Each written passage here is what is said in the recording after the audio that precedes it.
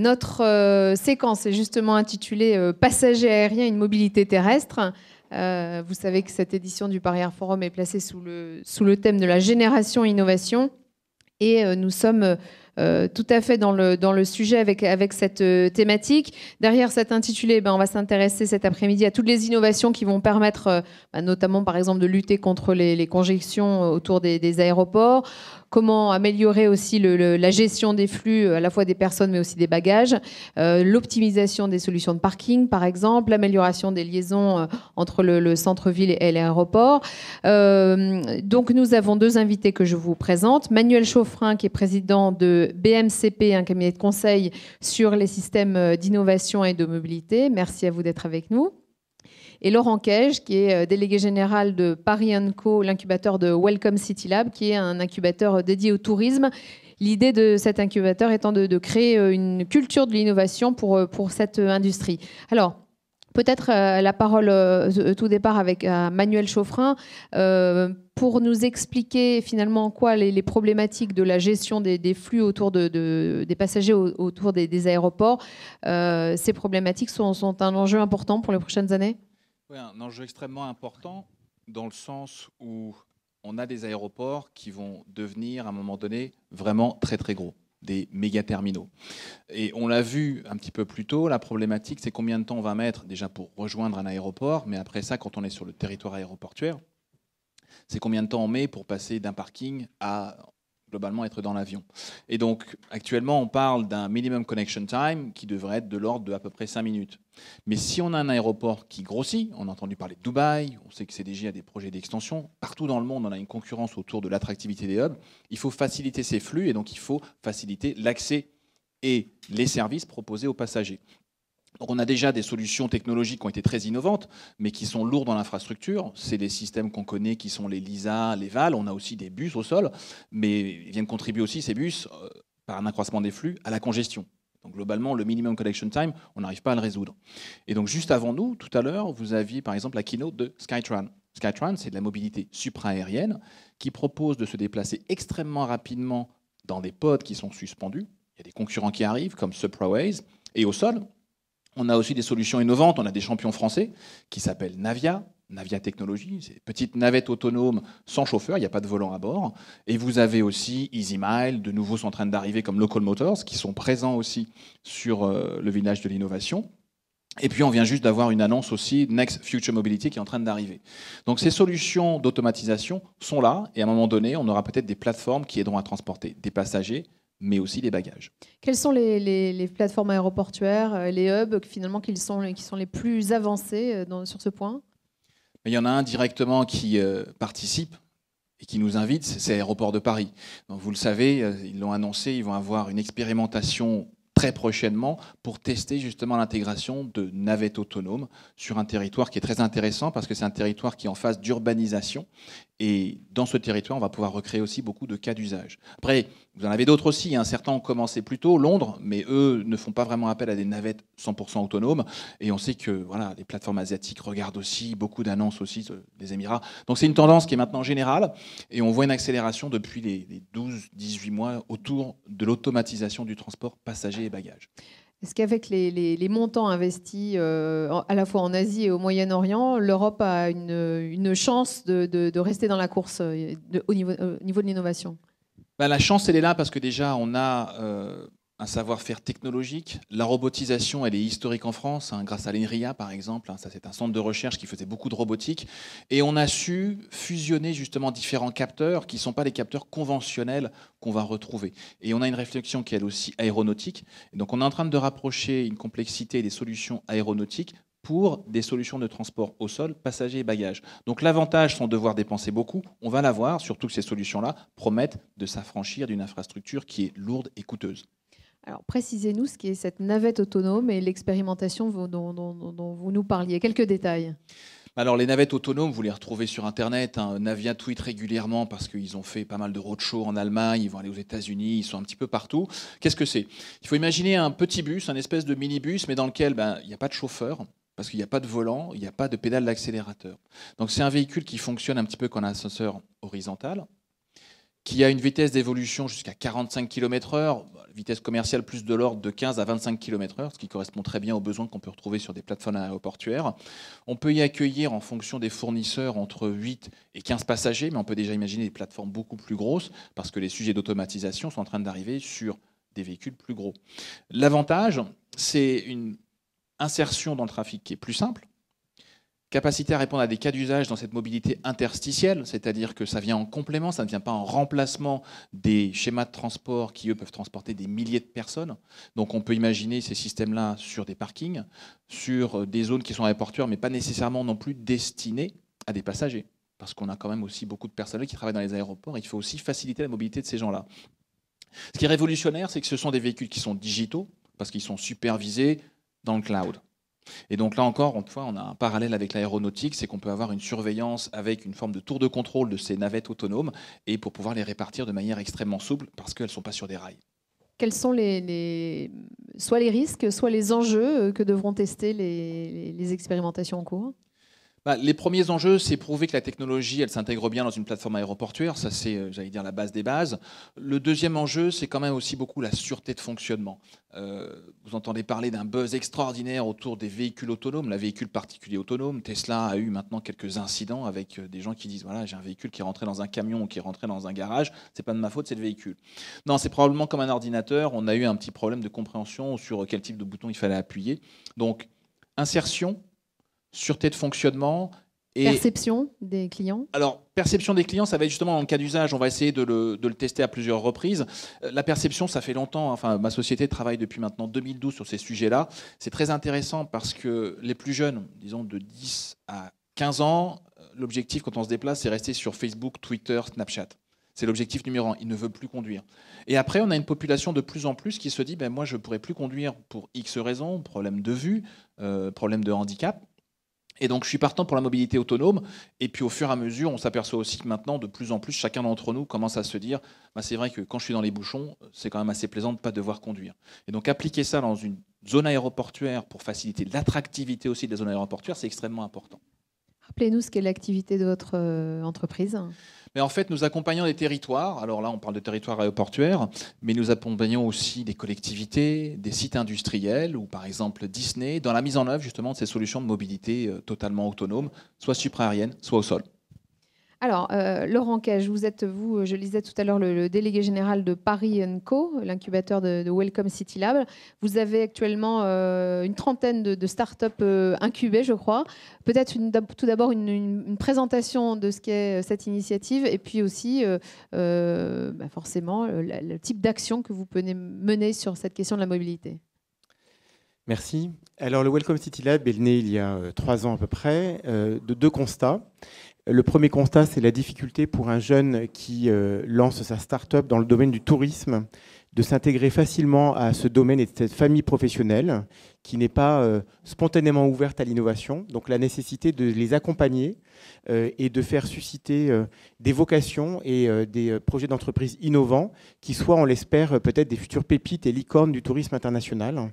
Donc la nécessité d'avoir un lieu où on puisse se concerter et on puisse accompagner ces jeunes créateurs d'entreprise vers le succès et vers le développement international. Spontanément innovant, c'était un euphémisme pour dire que c'était très disons que, résistant. En fait, c'est-à-dire qu'en fait, la problématique de Paris, c'est que c'est la première destination touristique du monde depuis longtemps. Et comme tout leader qui est leader depuis longtemps, eh bien, elle avait eu un peu tendance à s'endormir sur ses lauriers. Donc, il y avait besoin d'un apport de vent frais et de gens qui viennent d'autres horizons, parce qu'il faut savoir que la plupart des startups du tourisme aujourd'hui ne sont pas créées par des professionnels du tourisme, mais des gens qui viennent d'autres horizons, du secteur des services, ou bien qui ont une forte expérience internationale, ou bien de l'univers du numérique. Voilà, donc ça, c'était le premier besoin. Et le deuxième besoin, c'était la nécessité de se remettre en cause dans les modèles et les modèles économiques des opérateurs touristiques à Paris pour faire en sorte que Paris garde sa première place à l'échelle internationale. Et surtout, j'imagine, remettre le service finalement au centre des priorités. Le service, la qualité d'accueil, travailler sur les points faibles et pas éternellement répéter nos points forts que tout le monde connaît à l'étranger, nos musées, nos monuments, notre patrimoine, certes, mais travailler sur les points forts avec des regards extérieurs et innovants. Quand je dis innovant, la notion d'innovation est très large. Donc ça peut être de l'innovation numérique ou digitale, mais pas que. Ça peut être de l'innovation de services. Tout à l'heure, on a cité des exemples de transport, de l'innovation de produits, de l'innovation d'usage, c'est-à-dire un nouvel usage sur un service qui existait déjà. On pense notamment à tout ce qui est lié à la consommation collaborative. Vous avez aussi d'autres formes d'innovation, comme l'innovation sociale ou l'innovation liée au développement durable. Voilà, donc on comprend ce terme d'un point de vue global. Donc une trentaine de startups. Donnez-nous des exemples des startups incubées. Alors, pour juste terminer sur la présentation, donc en fait, on s'est créé il y a 3 ans. Donc, on est une des plateformes de Paris & Co. Paris & Co, c'est l'agence de l'attractivité et de l'innovation de Paris, qui est une association à but non lucratif, qui gère une vingtaine d'incubateurs. Donc, moi, j'ai 19 collègues sur 19 autres secteurs d'activité économique. Et nous, on est spécialisé tourisme. Et il faut savoir que Paris a été la première ville au monde à créer un incubateur spécialisé dans l'innovation touristique.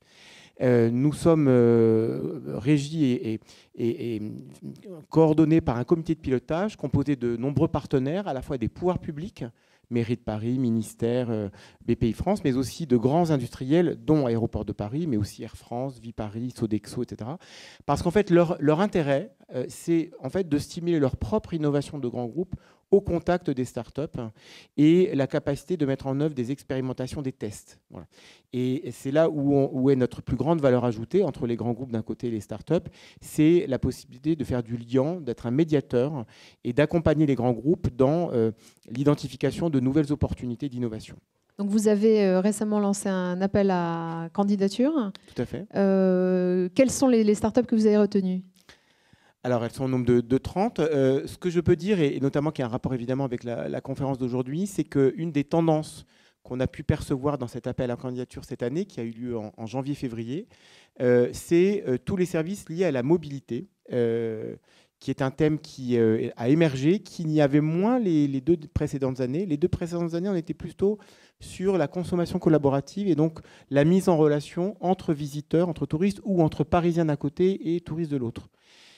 Maintenant, je pense qu'on est arrivé à un stade de maturité de cette consommation collaborative. Donc, en d'autres termes, il n'y a plus beaucoup d'inventions à lancer, mais elle va se structurer. Par contre, la mobilité, il y a encore plein de champs de progrès. Et donc, là, j'ai 3 exemples à vous donner de 2 startups qui vont entrer en incubation à partir du mois de juillet. Tout d'abord, la startup qui s'appelle Gustave, qui va permettre aux visiteurs de Paris, notamment pendant leur dernière journée de visite, en fait, de se libérer de la contrainte des bagages, de devoir retourner à l'hôtel, de transporter les bagages jusqu'à l'aéroport ou jusque dans les gares, et qui se charge en fait de cette livraison de bagages à un point donné. Voilà. Donc ça, c'est une première élément. C'est-à-dire qu'il y a une collecte à un endroit précis de Paris. Voilà, dans un hôtel par exemple. Plusieurs points dans Paris. N'importe quel point. Et en fait, ils amènent les bagages d'un point A à un point B, essentiellement gare ou aéroport. La deuxième start-up, c'est une start-up qui est dans l'univers des transports taxi et VTC et qui est un comparateur transversal de taxi et de VTC. Sur toutes les dimensions qui peuvent intéresser un voyageur. C'est-à-dire parfois on est intéressé uniquement par le prix, quel est le moins cher, là maintenant pour aller de là où je suis à un endroit T. Et puis également un autre critère, c'est quel est le plus rapide, celui qui va mettre le moins de temps. Donc voilà, donc on a trouvé que c'était un élément positif qui apportait une qualité de service et d'accueil aux visiteurs. Voilà. Et puis enfin, une dernière start-up qui peut intéresser l'auditoire, c'est Carlili, qui est une société qui vous amène votre véhicule de location à l'endroit précis, là où vous êtes. Donc, vous n'avez pas besoin de vous déplacer vers le lieu de location de voiture, de faire tous les papiers, etc. En fait, il s'occupe de tout l'administratif. Il vous amène le véhicule et vous pouvez le laisser, le véhicule, à l'endroit de votre choix. C'est eux qui le ramènent dans l'endroit de la location de voiture. Quelles sont les problématiques finalement auxquelles on va faire face les startups donc en émergeant sur ces services-là? Une meilleure définition du besoin, un accompagnement financier? Alors, il y a 2 phases dans l'incubation. Il y a l'incubation d'amorçage la première année et l'incubation de décollage, 2e et 3e année. En amorçage, vous avez 3 enjeux. Le premier enjeu, c'est de valider le modèle économique théorique sur lequel vous avez basé vos prévisions, donc de bien vérifier que vos prévisions sont conformes à la réalité. Deuxièmement, vous cherchez vos premiers clients et donc vous cherchez à vous intégrer à un domaine, à une famille professionnelle. Et ça, c'est pratiquement le plus difficile, c'est d'ouvrir les portes. Et troisièmement, c'est de pouvoir faire du prototypage, du test de produit pour tout simplement vérifier que le produit, jusque dans ses moindres détails, correspond bien aux attentes du marché. Une fois que vous avez fait ça, vous passez en décollage, donc 2e et 3e année. Là, les enjeux sont très différents. Là, vous êtes sûr de vous-même, de votre positionnement, de votre produit, donc vous avez besoin d'accélérer votre croissance. C'est là où intervient la question de la levée de fonds, donc la nécessité de rechercher un fonds d'investissement privé qui va vous accompagner. Donc nous accompagnons, nous en tant qu'incubateur, la start-up à savoir se présenter et à sélectionner le bon fonds d'investissement, ce qui en soi est un travail assez difficile. Deuxièmement, c'est le passage à l'international. Il faut vite passer d'un stade local à un stade international, car souvent on dit à une start-up, tu penses que tu es le seul à avoir la super idée du siècle. En fait, ça veut dire qu'il y a forcément à quelques mois d'intervalle d'autres gens sur la planète qui vont avoir la même idée que toi. Et celui ou celle qui va réussir, c'est celui ou celle qui va aller le plus vite. Donc il faut vite passer à un stade international et on l'aide également là-dessus. Et puis le troisième enjeu du décollage, c'est le changement de taille de l'entreprise. Une petite start-up qui au départ est dirigée par 2 ou 3 associés qui ne se rémunèrent pas la première année parce que c'est difficile, peut très rapidement passer à 20-30 salariés. Et donc le mode de management est complètement différent. Et donc là, nous l'accompagnons également dans le changement du management et dans le changement de dimension de l'entreprise. Est-ce que dans la perspective du Grand Paris, les questions de mobilité sont particulièrement aiguës ? Tout à fait, elles sont fondamentales parce que c'est ça qui aussi fera l'attractivité des destinations, pas simplement le plaisir d'assister à un concert ou un spectacle, mais également de pouvoir se déplacer de façon fluide, de le faire quel que soit le mode de transport, donc la multimodalité, la connexion des données, des modes de transport est fondamentale, de le faire à tout moment du jour et de la nuit. Donc la question des transports nocturnes me paraît absolument fondamentale et j'insiste parce que je pense qu'elle est assez sous-estimée jusqu'à présent à Paris et en Île-de-France. Donc tous ces gens qui sont en horaire décalé, que ce soit les gens qui sont en back-office, c'est-à-dire les salariés qui travaillent pour vos structures, mais aussi les visiteurs qui arrivent parce qu'un avion arrive tard ou parce qu'ils arrivent de très loin et ils ont besoin également de mobilité. Donc de concevoir tous ces services de mobilité de façon fluide avec un accès à la donnée. Ça veut dire que c'est quasiment une révolution culturelle et sociale à venir aussi. C'est la culture de la transversalité, de l'open data, de l'innovation, de l'ouverture. Mais je pense qu'on y est entré en France. Ça fait quand même maintenant 3-4 ans qu'on voit fleurir de nombreux acteurs de l'innovation. Il ne faut pas du tout rougir. Paris et la France sont devenus vraiment, en termes de pôle position à l'échelle mondiale dans le domaine de l'innovation. Donc on a des lieux qui accompagnent, des gens qui vont vous financer, des gens qui vont vous conseiller.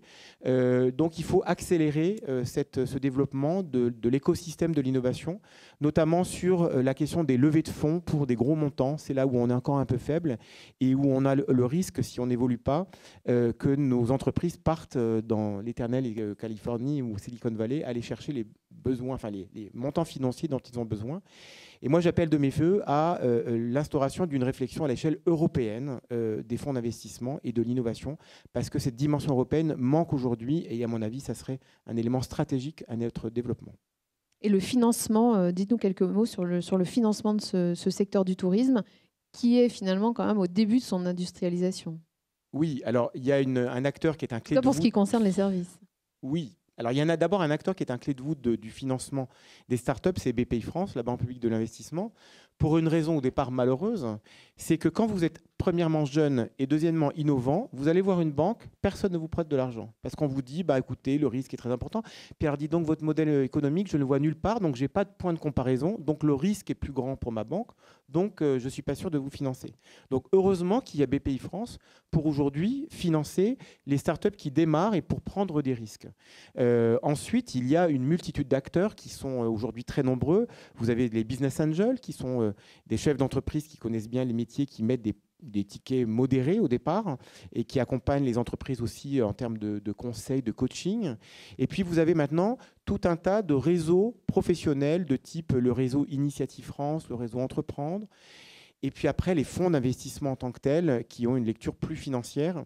Mais tout ceci fait un écosystème assez riche et je pense qu'il faut le dire et il faut surtout le promouvoir auprès des jeunes qui veulent lancer leur boîte. Manuel Chauffrin, comment vous réagissez, vous, à ces initiatives multiples, à la fois de Paris, mais aussi des start-upers ?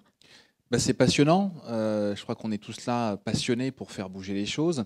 Sur le financement, il y a un élément qui est extrêmement important et je pense que c'est les travaux de rapprochement qu'on doit mener ensemble, de dire on a des problématiques d'innovation technologique qui sont très très fortes, qui sont très lourdement supportées par la Commission européenne, de gros appels à projets autour de la mobilité autonome par exemple. Et moi, je suis un fervent défenseur aussi de la digitalisation des solutions de mobilité. Donc, Mozio, par exemple, est un des acteurs. C'est le one-stop shop pour pouvoir se déplacer rapidement et facilement. Et l'attractivité, l'accueil, justement, et porter ce sujet à un niveau européen, ça va devenir stratégique pour nous tous. Donc oui, des projets d'expérimentation avec toutes vos startups, une combinaison avec de la technologie de pointe qui est nécessaire pour améliorer justement la croissance. M. Arkwright le reprécisait, on est dans un marché qui est en croissance. Et ça, c'est essentiel. Moi, je viens aussi d'une partie automobile anciennement, je suis passé par la mobilité électrique. Ça a commencé un petit peu à être en croissance, maintenant ça explose. Profitons-en, parce qu'on a plein de choses vraiment intéressantes à faire ensemble, et c'est des rapprochements. Donc c'est tous les acteurs qui sont ici qui vont faire bouger les choses. Vous croyez en particulier à quel type de service, vous ? Je crois au service qui va répondre, j'allais dire, à une anticipation et à un émerveillement. C'est surtout ça ce à quoi je crois. Et en fait, il faut se dire, c'est une réflexion que les grands constructeurs automobiles premium ont actuellement, c'est de surprendre en permanence et de se faire plaisir. Vous prenez les exemples de la vision qu'a le groupe BMW, notamment avec Rolls-Royce, dans ce qu'ils appellent le Next 100, donc qu'est-ce que va proposer un constructeur automobile avec de la technologie de pointe pour surprendre. Et donc, ils ont trouvé des références très intéressantes dans l'ADN de Rolls-Royce, qui est de dire, en fait, le Siri, l'accompagnateur digital, va s'appeler Eleanor.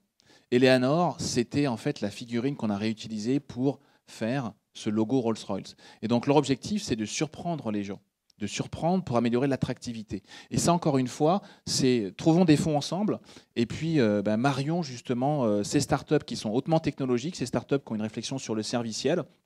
On a plein d'avantages, il faut les mettre en pratique. Moi, je suis très heureux d'entendre ce discours parce qu'à Paris, on s'est souvent contenté d'essayer de se conforter à l'image que les étrangers se font de nous très loin, c'est-à-dire à se conforter aux clichés. Alors, on a la chance. Mais on y arrive très très bien. On y arrive très très bien.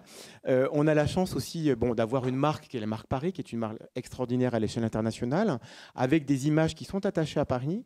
Mais je pense que l'enjeu demain, c'est de savoir les compléter, sans les renier, mais de les compléter par des réalités, notamment en termes de services, d'accueil, de capacité de surprise, sur lesquelles on n'a pas tellement insisté pour l'instant, parce qu'on essayait à tout prix de correspondre à ce qu'on attendait de nous, vu de Pékin, de Buenos Aires, etc. Et donc, alors, demain... Précisez, alors, par exemple. Eh bien, en termes de qualité d'accueil, de service, de vie nocturne, de rapport avec les Parisiens, de fluidité, d'accès aux données, il y a un élément fondamental dans l'attractivité touristique des villes, c'est l'accès à ce qu'on appelle la donnée chaude, c'est-à-dire pas des données froides, c'est-à-dire les adresses de tel musée, de tel hôtel ou de tel restaurant, ça tout le monde va vous les donner, les guides, les sites internet, etc. Mais savoir ce qui s'y passe au moment où vous êtes, donc avoir un accès facilité au calendrier des événements et des manifestations, ça c'est un enjeu fondamental parce que c'est ce qui va faire le sel d'un séjour touristique et la réussite pour un visiteur étranger. Quel type de start-up peut intéresser, par exemple, un groupe comme Aéroport de Paris ?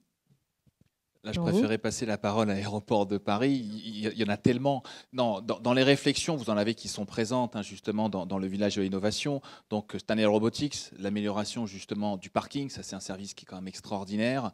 Des sociétés, je vous les ai citées, comme Navia, EasyMile, Local Motors, Next Future Transportation. Mozio est intéressant. On a un écosystème qui se met en place. Et il faut réussir à les accueillir. Et c'est ce que disait aussi M. de Romanet, c'est les accueillir mais sans les agresser. Donc il faut les accompagner pour qu'elles puissent tester, valider et se développer, mais avec chacun d'entre nous. On est dans un moment justement concurrentiel qui est quand même extraordinaire. L'Europe, on a encore ce temps d'avance parce qu'on a les bonnes technologies, on a les bons acteurs, il y a des volontés. Les États-Unis sont plus sur une problématique de transport aérien qui est un petit peu historique. Ils ont un territoire qui est gigantesque, ils sont un petit peu contraints à New York ou ailleurs en termes de développement des plateformes, mais pour le reste, problématique aéroportuaire aux États-Unis, bon, c'est pas la même chose qu'en Europe. Les Émirats, eux, on l'a entendu, ils ont du désert autour, donc il y a encore de la place. On a une carte à jouer qui est phénoménale, et après ça, on pourra revendre du service, on pourra améliorer encore plus l'attractivité. Il faut garder en tête quand même qu'on prépare les JO, qu'on prépare aussi une expo universelle, et donc faciliter l'attractivité et la mobilité de tous ces gens qui vont venir nous rendre visite, ce sera une super carte de visite. Est-ce que les startups qui travaillent autour de la mobilité sont plutôt géographiquement concentrées autour de Paris, ou est-ce qu'il y a d'autres compétences dans certaines métropoles ? Non, non, il n'y a pas de caractéristiques géographiques. En plus, nous, on est ouvert à toutes les startups de tous horizons, notamment l'objectif qu'on a d'ici 2018 pour tout Paris & Co, c'est d'accueillir 30% de startups étrangères dans tous nos incubateurs, parce que nous pensons que nous devons être encore nous-mêmes plus internationaux dans notre message. Et nous avons d'ailleurs l'ambition de garder le temps d'avance qu'on a pris avec ce premier incubateur touristique au monde, en créant d'ici 3-4 ans le premier réseau mondial d'incubateurs touristiques avec d'autres métropoles, parce que ça nous permettra d'abord d'échanger des compétences, d'échanger des startups, parce qu'il y a des startups qui vont vouloir exporter et qui vont vouloir un pied-à-terre, un endroit de chute facile avec des gens qui les accompagnent pour les aider à aborder un marché. Et puis également sur un sujet qui m'est cher, pour faire de la veille sur l'innovation, donc de la prospective, de l'intelligence économique. On a publié il y a 2 semaines le premier cahier tendance de l'innovation touristique. On est très fiers. C'est un rêve que j'avais personnellement en tête depuis une vingtaine d'années, parce que je n'avais jamais compris pourquoi la mode, le design, les métiers d'art font des cahiers tendances et pas le tourisme.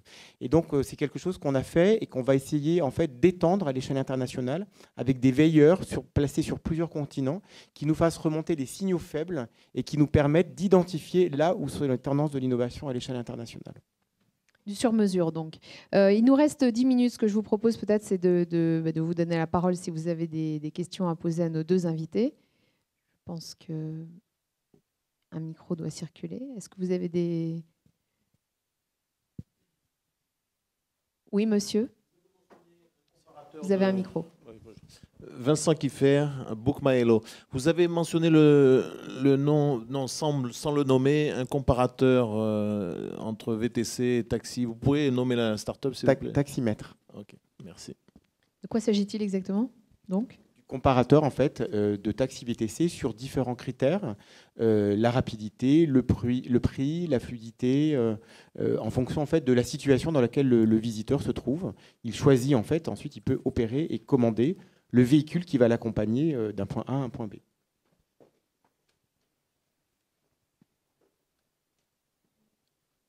D'autres questions ? Oui, monsieur, devant. Pierre-Élie Belloir-Rode, étudiant à l'École Polytechnique. Merci pour votre présentation. On a beaucoup parlé de mobilité à l'intérieur de la plateforme aéroportuaire, mais on a très peu parlé de la mobilité entre le centre-ville et la plateforme aéroportuaire. Or, on sait que c'est quand même un point qui pose particulièrement problème en France. Il y a très peu de villes françaises qui ont une liaison efficace, rapide et relativement économique entre le centre-ville et les aéroports. Est-ce qu'il existe une solution miracle, ou est-ce qu'on est condamné à rester comme ça encore des années ? Merci. Il n'y a pas de solution miracle. On l'a dit, il y a de l'intermodalité, il y a de l'interopérabilité. On a des masses, des flux gigantesques à transporter, et c'est en croissance.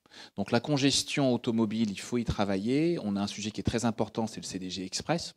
Ça fait longtemps qu'on en parle, et ça, il faut que ce projet-là, il arrive rapidement. Et après, les solutions dont j'ai parlé tout à l'heure, si on réfléchit dans un schéma de mobilité concentrique, c'est la même chose autour du Grand Paris. Vous allez avoir 2 nouvelles stations de métro. Mais comment est-ce qu'on fait quand on est à 800 mètres, 1 km, 2 km de la station de métro ? Il faut bien avoir des systèmes qui vont nous rapprocher. Et donc ces systèmes-là, ils peuvent être au sol, par exemple des navettes autonomes, comme il veut. À un moment donné, on pourrait aussi imaginer des solutions supraaériennes, Supraways, Skytrain. Il n'y a pas de solution magique, encore une fois. C'est un petit peu comme, oui, on a un système sanguin, et ben, on a des veines, on a des artères, il faut savoir les alimenter au bon moment.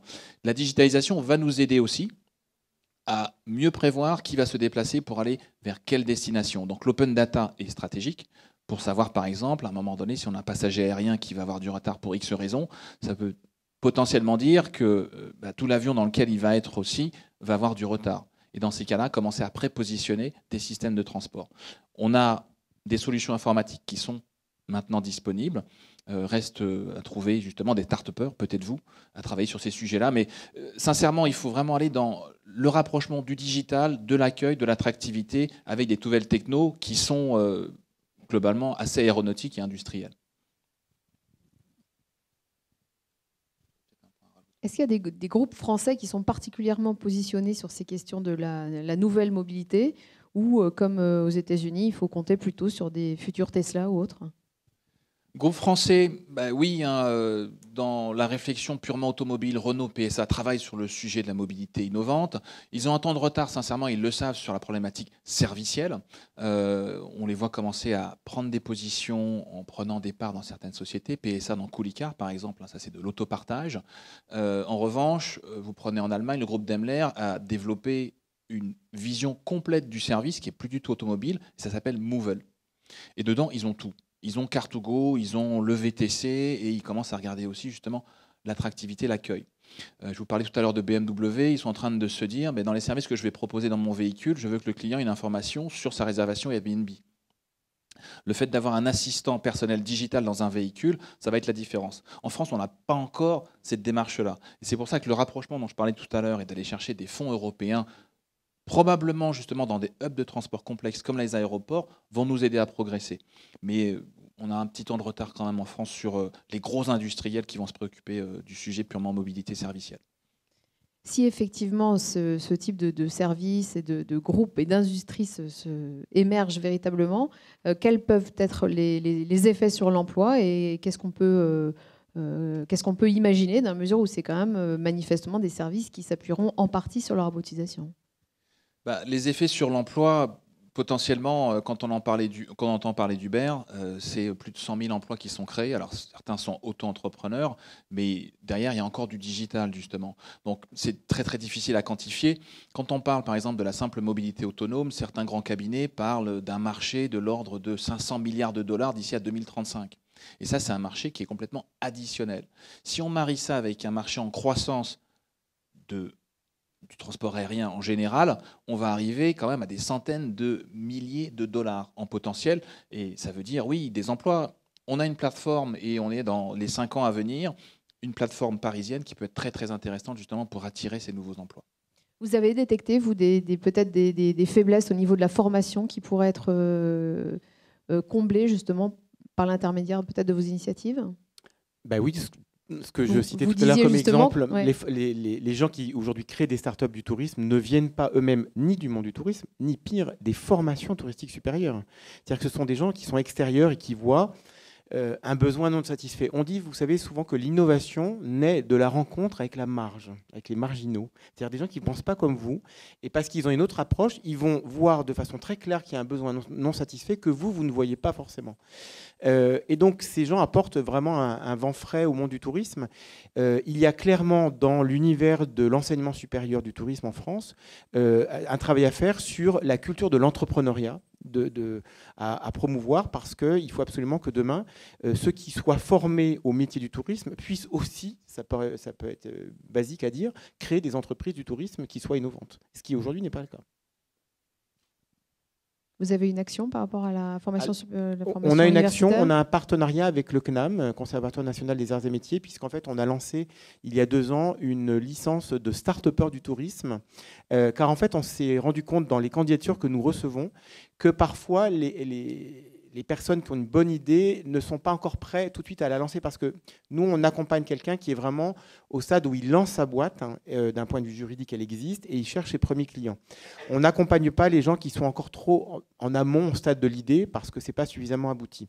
Et donc, on s'est dit avec le CNAM qu'il manquait là, probablement, une ou des formations, il y a peut-être d'autres choses à faire, pour accompagner ces gens-là, d'abord pour leur donner un background de connaissances théoriques sur le monde du tourisme, les fonctionnements, les aspects juridiques, ça c'est très important du monde du tourisme, savoir que par exemple quand on est agence de voyage, il faut être enregistré, et puis également de les coacher pour être prêt ensuite à rentrer dans l'incubateur. Voilà.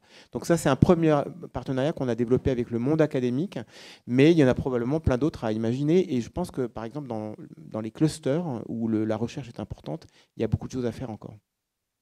Un petit mot de conclusion, peut-être, tous les deux, puis après, ça sera la fin de ce moment. Toujours difficile.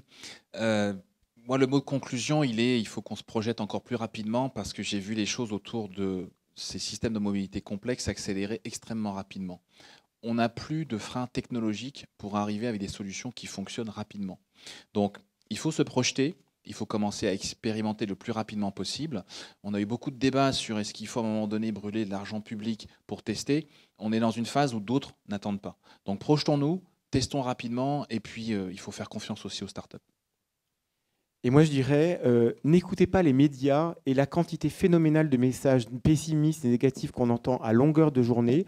On vit une époque formidable pour entreprendre. Jamais il n'a été aussi simple d'entreprendre aujourd'hui en France et jamais les opportunités de réussir d'un point de vue professionnel en termes d'entreprise n'ont été aussi fortes. Donc allez-y, lancez-vous.